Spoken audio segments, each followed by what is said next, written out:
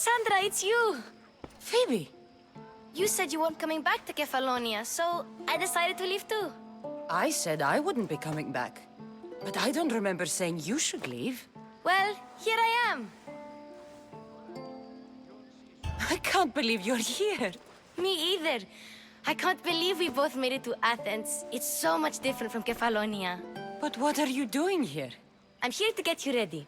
I have to make sure you leave all your weapons and change into these clothes. So you somehow work here? For Perikles?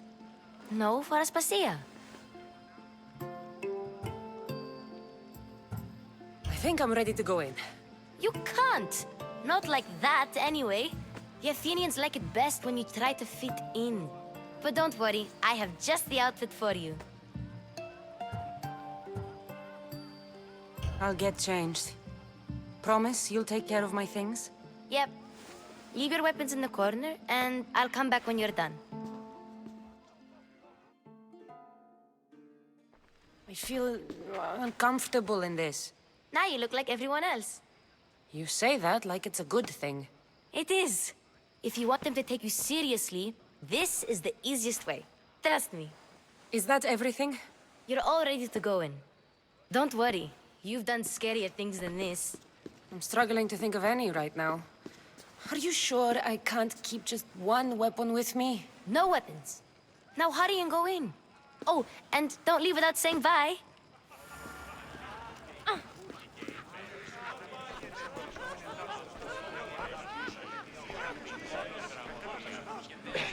Here, Kassandra. The mighty mercenary and traveler has finally made her grand entrance. Only slightly late, too. Herodotos! Athenians have no problem letting me know when I'm not welcome. It's a relief to see your friendly face. Don't let the company here tonight intimidate you. I won't. Perikles is no king. He needs these guests to love him so that the people love him. And they, in turn, need Perikles. You're no different from any of them. Do you really think these people will help me? They will if you get them to trust you. And you've wisely dressed for the occasion. Appearing trustworthy is the most important part of being trusted, after all. Now then, come, let me introduce you to everyone. They may not look it, but this group holds the way to the future on the tip of their opinionated tongues. Ah, Sophocles and Euripides, for example. Two of the most celebrated playwrights to date. No one can throw stones as far as they can. They appear to be locked in some kind of intellectual struggle, as is their way. He's a writer of comedies, of all things. Comedies, Euripides.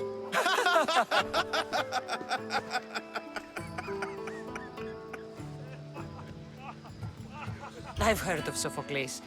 In my line of work, it pays to know who the richest and most famous men are. Hermippos has also written his fair share of comedies. You should drink more. Lately, his attitudes have garnered him more notice than his works. However, the fellow beside him, Protagoras, is a sophist worthy of as much praise as the great Socrates himself. Inviting Socrates seems like a good way to ruin everyone's night. I'm surprised they would let him in the door. Oh, don't let Socrates get under your skin. At least he wore shoes for the occasion.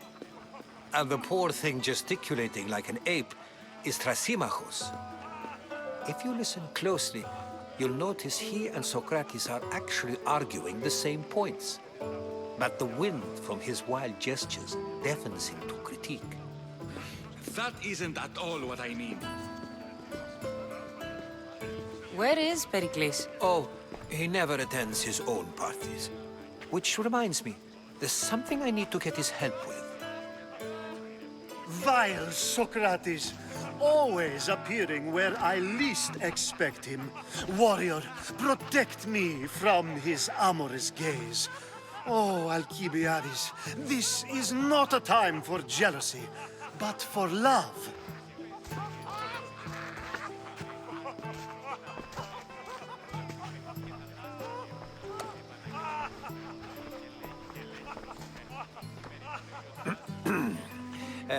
let's not use Alcibiades as an example.